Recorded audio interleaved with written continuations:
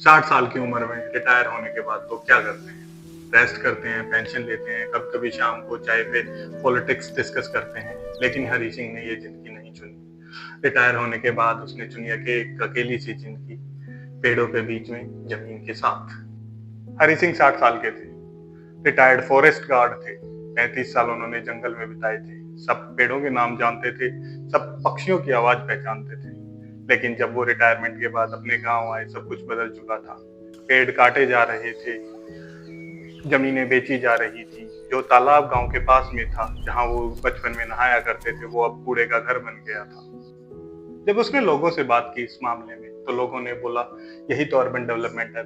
लेकिन हरि सिंह को पता था ये डेवलपमेंट नहीं, ये सिर्फ कंक्रीट है। तो उसने प्रण लिया कि जिंदगी के जो 10-15 साल बचे हुए हैं, उसमें मैं गांव में पेड़ लगाऊंगा, इसको फिर से हरा भरा बनाऊंगा, जीने लायक बनाऊंगा।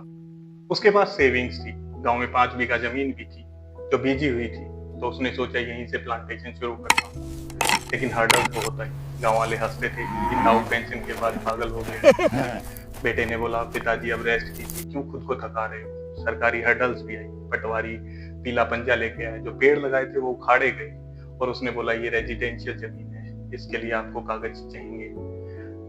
सरपंच ने बोला कि ये जंगल उगा रहे हो, यहाँ से सांप वगैरह आएंगे जो लोगों के लिए खतरा हो सकते हैं।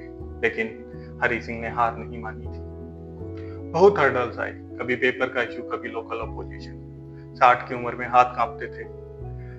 खुद खड्डे खोदता था तो कभी कभी 3 पेड़ ही लगा पाता था। घर जाता है, जब न्यूज देखता है तो कोई न्यूज चल रही थी कि फलां बंदे ने 100 करोड़ रुपए दान दिए फॉरेस्टेशन के लिए। हरि सिंह ने बोला मेरे पास इतने पैसे नहीं है, मैं तो खुद अकेला ही बदलाव ला रहा हूँ। 1 साल बीत चुका था, 100 से ज्यादा पेड़ लग चुके थे। अब हर संडे को गांव के कुछ छोटे छोटे बच्चे उसके पास आने लगे थे। उन्हें पेड़ों के नाम जानने में मजा आने लगा था। एक एनजीओ ने भी उसे अप्रोच किया और उन्होंने बोला ताऊ हम आपके साथ ग्राउंड लेवल पर थोड़ा बहुत काम करना चाहते हैं। उसे कोई अवार्ड नहीं मिला, कोई मीडिया नहीं आई, कोई रिकॉग्निशन नहीं मिला। लेकिन जब एक छोटे से बच्चे ने उसको आके कहा कि ताऊ मैं भी अपने घर के पीछे एक पेड़ लगाऊंगा, तो हरि सिंह को लगा कि ये मेरी जीत है। आज जंगल छोटा है, लेकिन छोटी छोटी जीत मिलती है। पीपल का पेड़ अब छाया देने लगा है।